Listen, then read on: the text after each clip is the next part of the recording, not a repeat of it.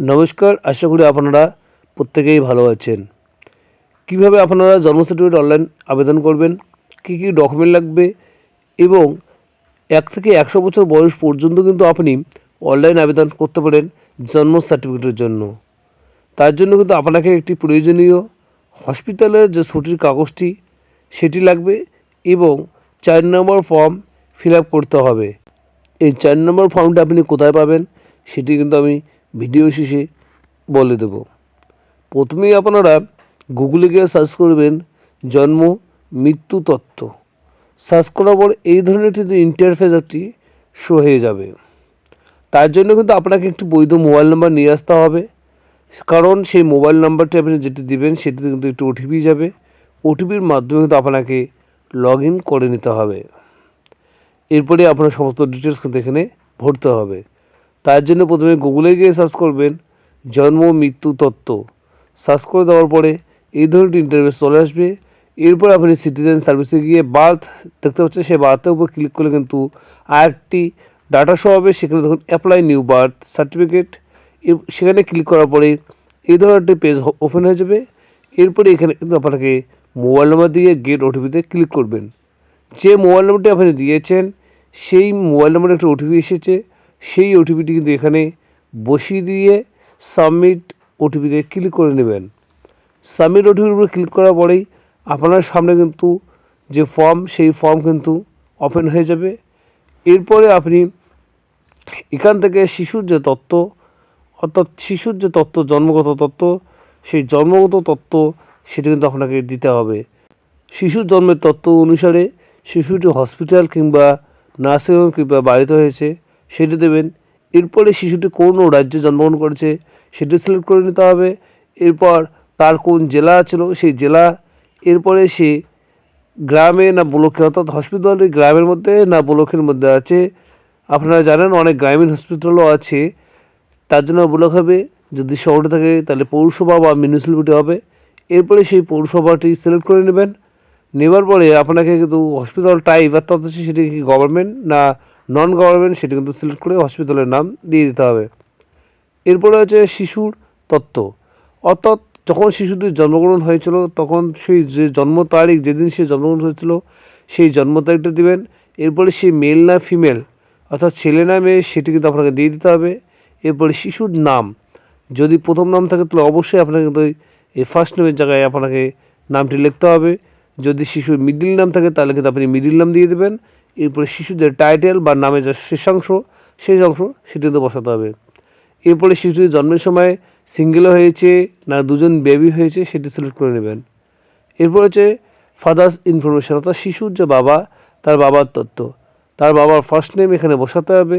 যদি middle name থাকে তাহলে অবশ্যই মিডল নেম দেবেন। এরপরে লাস্ট নেম কিন্তু আপনাকে দিয়ে দিতে হবে। এরপরে আপনি একটু ইমেল আইডি চাইলে দিতে পারেন, না চাইলে অসুবিধা নেই। এরপরে মোবাইল নাম্বার দিয়ে দিতে হবে। এরপরে শিশুর বাবার অর্থাৎ একটি তথ্য অর্থাৎ আইডি কার্ড কিন্তু এখানে দিতে হবে, আধার কার্ড বা এপিক কার্ড। যে আইডি কার্ড আপনি সিলেক্ট করবেন সেই আইডি কার্ডের নাম্বারটি বসাতে হবে। এরপরে হচ্ছে আপনাকে সেই আইডি কার্ডটি আপলোড করতে হবে। এরপর হচ্ছে আপনাকে শিশুটির মায়ের তথ্য কিন্তু এখানে দিয়ে দিতে হবে। তার জন্য মায়ের প্রথম নাম, মিডিল নেম যদি থাকে তা দেবেন। এরপর হচ্ছে লাস্ট নেম দিতে হবে। এরপরে হচ্ছে আপনাকে একটি মোবাইল নাম্বার দিয়ে দিতে হবে। সেম প্রসেসে মায়ের যে কোনো একটা আইডি ডকুমেন্ট দিয়ে দিতে হবে এবং তার নাম্বার বসাতে হবে। এরপরে সেই ডকুমেন্টটা কিন্তু আপলোড করতে হবে। এরপর হচ্ছে যে জন্মের সময় হচ্ছে মায়ের ঠিকানা, অর্থাৎ যখন শিশুটি জন্মগ্রহণ করেছিল তখন তার মায়ের ঠিকানা কি বাবার বাড়িতে ছিল না স্বামীর বাড়িতে ছিল। যদি স্বামীর বাড়িতে থাকে তখন স্বামীর বাড়ির ঠিকানা দিয়ে দিতে হবে। যদি সেই শিশুটির মা যদি বাবার বাড়িতে থাকেন তাহলে তার বাবার অ্যাড্রেসটি দিয়ে দিতে হবে। এর জন্য এখানে অ্যাড্রেসটি কিন্তু সঠিকভাবে আপনাকে রাজ্য, pincode, post office, district, block না শহরে, সেটা কিন্তু সিলেক্ট করে নিতে হবে। এরপরে আপনাকে পঞ্চায়েত সিলেক্ট করতে হবে। এরপরে আপনার যে ভিলেজ আছে সেই ভিলেজ কিন্তু আপনাকে এখানে ইনপুট করতে হবে যদি গ্রামের মধ্যে থাকেন। আর যদি শহরের মধ্যে থাকেন তাহলে কিন্তু সেই শহরের যে নাম, কোন ওয়ার্ডে আপনি থাকেন সেই ওয়ার্ডটা কিন্তু সিলেক্ট করে নিতে হবে। এটা হচ্ছে শিশুর জন্মের তথ্য। যদি এই শিশুর জন্মের সময় যে ঠিকানা এবং স্বামীর বর্তমান যে ঠিকানা সেটি যদি মিল থাকে তাহলে অবশ্যই টিক চিহ্ন দেবেন। এরপর হচ্ছে পরিসংখ্যানগত তথ্য, অর্থাৎ শিশুর যে জন্ম যখন হয়েছে তখন তার তথ্য, যে সে কোন ধর্মে ছিল। এরপরে শিশুর যে পিতা তার শিক্ষাগত যোগ্যতা কী ছিল, তার কাজ কী ছিল, অর্থাৎ শিশুর বাবা কী কাজ করেন, পড়াশুনো কী ছিল এবং হচ্ছে তার পেশা কী ছিল, সেইগুলো কিন্তু আপনাকে সিলেক্ট করে নিতে হবে। এরপরে যেটা হচ্ছে আদার ইনফরমেশনের ক্ষেত্রে বলা হয়েছে যখন শিশুটি জন্মগ্রহণ করেছিল তখন তার মায়ের বয়স কত ছিল।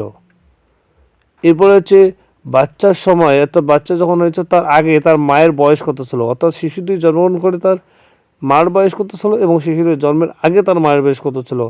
এরপর হচ্ছে গর্ভের স্থিতিকাল, এরপর হচ্ছে প্রসবকালীন যে পরিচর্যা, অর্থাৎ সেটি ডক্টর নার্স করেছিল না অন্য কেউ করেছিল। এরপরে শিশু যখন জন্মগ্রহণ করেছিল তখন কোন পদ্ধতিতে, সিজার না নর্মাল, এবং হচ্ছে জন্মের সময় বাচ্চার ওজন কত ছিল সেটি কিন্তু সিলেক্ট করতে হবে। এরপরেই আপনি এখানে দেখছেন ফর্ম 4, এই ফর্ম 4 হয়তো আপনাকে আপলোড করে নিতে হবে। আমি প্রথমেই বলেছিলাম যে ভিডিও শেষে কিন্তু আমি বলে দেবো যে ফর্ম 4 আপনি কোথায় পাবেন। এরপরে আপনাকে হসপিটাল যে ছুটির যে ডিসচার্জ সার্টিফিকেট, সেই সার্টিফিকেটটি কিন্তু এখানে আপলোড করে নিতে হবে।